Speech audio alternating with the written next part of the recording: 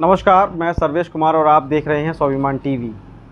अभी हाल ही में यूपीएससी का रिज़ल्ट आया है और बरेली की 3 बेटियों ने बरेली का नाम जो है रोशन किया है, आईएएस में सिलेक्शन हुआ है। तो वहीं हमारे साथ बरेली की एक बेटी हैं, तो आइए इनसे हम बात करते हैं कि कैसे इनकी तैयारी रही, किस प्रकार इनको फैमिली वालों ने सपोर्ट किया और ये जो रिज़ल्ट आया है, कितनी खुशी इनको मिल रही है, क्या इनका कहना है। मैम, मैं सबसे पहले आपका नाम जानना चाहूँगा। हालांकि अब आप किसी परिचय की मोहताज नहीं हैं अब, लेकिन फिर भी हमारे दर्शकों को आप अपना नाम बताएं और किस प्रकार आपने तैयारी करी है, कहाँ से आपने स्कूलिंग करी, फैमिली वालों का कैसा सपोर्ट। मेरा नाम अदिति वार्ष्णेय है और मैंने स्कूलिंग बरेली से की है, bishop Conrad senior secondary school cantt से। और उसके बाद फिर मैंने ग्रेजुएशन दिल्ली यूनिवर्सिटी से किया था, sociology honours, BA honours sociology.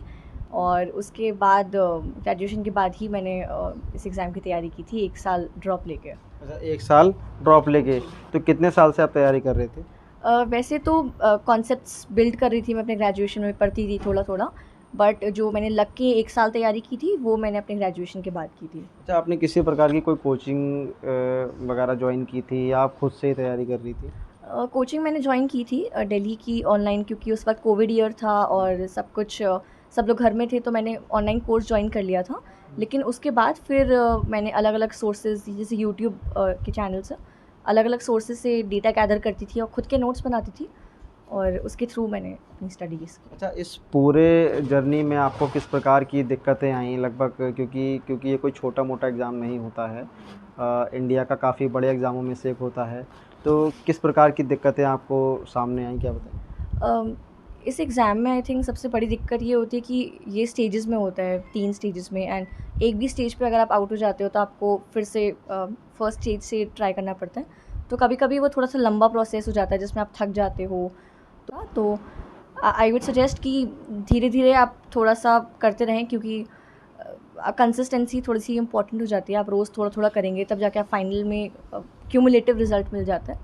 तो मैं बस यही सजेस्ट करूँगी कि अच्छा, आप। कितना प्रेशर था आप पे जब आप शुरुआती दौर से जब आपने तैयारी शुरू करनी जो शुरू की, जब तक एग्ज़ाम आपने दिया तब तक कैसा प्रेशर आपने देखा? प्रेशर जनरली होता नहीं था, लेकिन मैं खुद क्रिएट कर लेती थी अपने लिए, कि मैं ज़्यादा नहीं कर रही हूँ, मुझे और करना चाहिए, बेटर करना चाहिए। तो वो आई मीन प्रेशर हर एक पे होता है जो भी इस एग्ज़ाम में एंटर करता है, बिकॉज़ ये एग्ज़ाम इतना अनप्रिडिक्टेबल है और मतलब इतना कंपटीशन है, तो प्रेशर बहुत नेचुरल हो जाता है एक पॉइंट पे। तो कैसी तैयारी रही आपकी? क्या दर्शकों को बताना चाहेंगे? अगर कुछ, अब इसमें से कितने सारे दर्शक ऐसे होंगे जो इस चीज़ को देखेंगे, तो आप उन लोगों के लिए क्या सजेशन देना चाहेंगे? जैसे कि मैंने अभी बोला, सबसे बड़ा सजेशन यही है कि अगर आप डिमोटिवेट हो जाते हो तो आप बस इतना ध्यान रखिए कि अगले दिन फिर से आप ट्राई कर सकते हो। अगर आप अच्छे मार्क्स नहीं ला रहे हो मॉक्स में, आप अगले दिन ट्राई करो फिर से। और बस इतना होता है कि एक दिन में आप नहीं पढ़ सकते सब कुछ, तो थोड़ा-थोड़ा अगर भी आप करते हो रोज़, तो आप आराम से कर लेंगे। और आई थिंक सबसे इम्पोर्टेंट ये रहता है कि खुद को आप देखिए कि आपकी क्या स्ट्रेंथ है, आपकी क्या वीकनेस है, और उसके अकॉर्डिंग अपनी स्ट्रैटेजी सब लोग बना सकते हैं। उसके अकॉर्डिंग आप अपने लिए अपनी पढ़ाई का आप शेड्यूल क्रिएट कीजिए। अच्छा, फैमिली का, फ्रेंड्स का किस प्रकार का सपोर्ट आपको मिला, क्या बताएँगी? आई थिंक सपोर्ट होना बहुत ज़रूरी है, और मेरी फैमिली हैज़ बिन सपोर्टिव। मैं अपने भाई बहनों पे चिल्ला देती थी कई बार गुस्सा हो जाती थी, लेकिन वो समझ जाते थे कि मैं थोड़ा प्रेशर में। हर तरीके का सपोर्ट मुझे अपने फ्रेंड्स, फैमिली से मिला है। एंड और ये मिलना बहुत ज़रूरी है, वरना आप इस एग्ज़ाम की जर्नी में आई मीन आप टिक नहीं पाते हो ज़्यादा, बिकॉज़ बहुत ओवरवेलमिंग हो जाता है एक। अच्छा, एक आखिरी सवाल और पूछना चाहूँगा, क्या रैंक रही आपकी? और जो हमारे दर्शक हैं और यानी कितने ऐसे स्टूडेंट हैं जो भी आपका ये वीडियो देखेंगे, तो उनके लिए आप क्या जो मोटिवेशनल आप कुछ जो कहना चाहेंगे क्या? मेरी रैंक 57 रही है इस बार। मैं सबके लिए बस इतना कहना चाहूँगी कि इस एग्ज़ाम में आप बस ब्लाइंडली फ़ॉलो मत करिए किसी कोचिंग में कुछ अगर सिखाया जा रहा है एग्जैक्टली, आप अलग अलग सोर्सेज से रेफ़र ज़रूर कर सकते हैं। बट आपको 2 चीज़ें बहुत इंपॉर्टेंट हैं समझना। पहला कि इस एग्ज़ाम की रिक्वायरमेंट क्या है, आप उस एग्ज़ाम के पैटर्न को समझिए, वो क्या पूछ रहे हैं, क्यों पूछ रहे हैं, उसका रीज़न क्या है।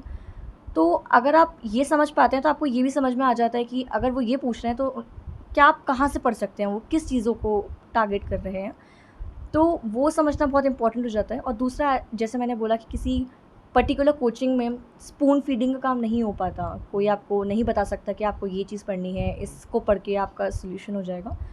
बट आपको देखना होता है कि जैसा एग्ज़ाम की रिक्वायरमेंट्स चेंज हो रही हैं, वैसे वैसे आपको अपनी स्टडी के पैटर्न्स में भी चेंजेस लाने हैं। तो वो चीज़ आप खुद एनालाइज़ करते हैं, खुद आप टेस्ट देते हैं, मॉक देते हैं। मॉक्स इसीलिए हैं कि आप, अगर आप समझ पा रहे हैं कि आपकी गलतियाँ कहाँ हो रही हैं, सो आप ट्रायल एंड एरर जितनी बार करेंगे आप खुद से ही सीख पाएंगे। वैसे इस एग्ज़ाम में कोई आपको सिखा नहीं सकता।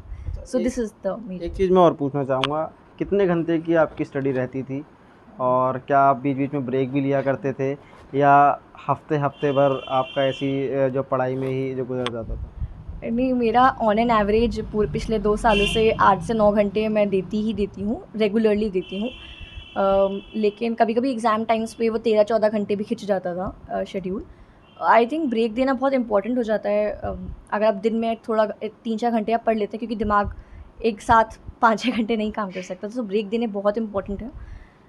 हाउएवर ब्रेक के टाइम पे जनरली एस्पिरेंट्स को बहुत गिल्ट वाला फीलिंग आता है कि हम कुछ नहीं कर रहे हैं, इस समय हम पढ़ सकते हैं। बट हमें ये समझना बहुत ज़रूरी है कि अगर हम वो ब्रेक नहीं लेंगे तो हम उतने प्रोडक्टिव भी नहीं हो पाएंगे। तो ब्रेक लेना इम्पॉर्टेंट है, but at the same time आप उतना लीजिए जितना आप ऑप्टिमम में आप रिलैक्स हो पाएँ, एंड उसके बाद फिर आप दोबारा से पढ़ना शुरू कर सकते हैं। अच्छा, टीवी और फ़ोन में आप कितना टाइम देते थे या नहीं देते थे?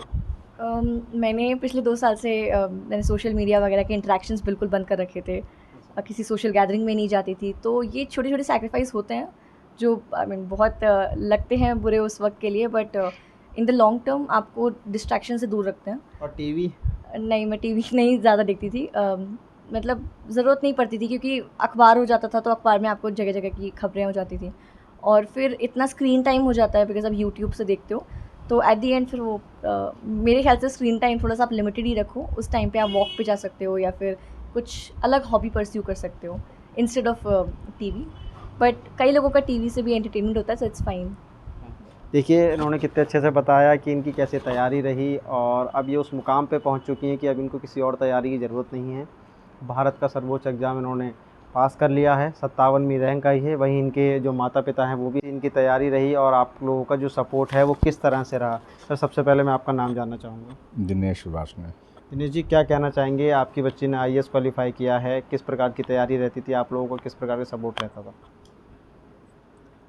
तैयारी करने में लिए तो बच्चे को ही करनी होती है, बाकी माँ बाप की तैयारी क्या, उनको बस केवल इंतजाम करके देना होता है। नहीं, तो इस समय उन्होंने एग्ज़ाम भी क्वालीफाई कर लिया है, तो कैसी खुशी मिल रही है लोगों का? लगातार हम देख रहे हैं कि जो लोग बधाई देने वाले हैं वो भी लगातार आ रहे हैं। तो एक माँ बाप के लिए अगर देखा जाए तो किस प्रकार का इस समय एक माहौल क्रिएट कर हुआ? ये जो मोमेंट है, ये ज़िंदगी में कभी हर एक के पास नहीं आता। बहुत अच्छा लग रहा है। बहुत अच्छा लग रहा है। देखिए, ये पिताजी हैं, वहीं माताजी हैं, हम इनसे ही बात करेंगे कि इतने दिन जो है हो गए, बेटी आईएएस की तैयारी कर रही थी, तो कई बार ऐसे काम भी होते हैं जो बेटी से कह दिए जाते हैं, लेकिन बेटी साफ मना कर दिया करती हैं। लेकिन क्या एक मम्मी के लिए, अपनी बेटी के लिए जो है किस प्रकार की खुशी जाहिर कर रही हैं, वो भी जानेंगे। मैडम, क्या नाम है आपका? इंदु भाषण है। हम क्या कहना चाहेंगे, बेटी ने आईएएस क्वालीफाई कर लिया है और किस प्रकार की खुशी हो रही है, और इस जर्नी में आपका कितना साथ रहा है? बस बता नहीं सकती मैं कितनी खुशी मुझे हो रही है। मैं ये लग रहा है मुझे सपना देख रही हूँ मैं बस। मैं सपने ऐसा लग रहा है मुझे इतनी खुशी मैं बता नहीं सकती इसको मैं। चलिए, बहुत बहुत धन्यवाद। देखिए, ये माता पिता की खुशी है जो कि वो जाहिर भी नहीं कर पा रहे हैं, और ये जो खुशी है हर माता पिता को नहीं मिलती है, लेकिन जितने भी माता पिताओं को मिलती है तो वो बहुत ही अनमोल पल होते हैं। बरेली से मैं सर्वेश कुमार, स्वाभिमान टीवी के लिए।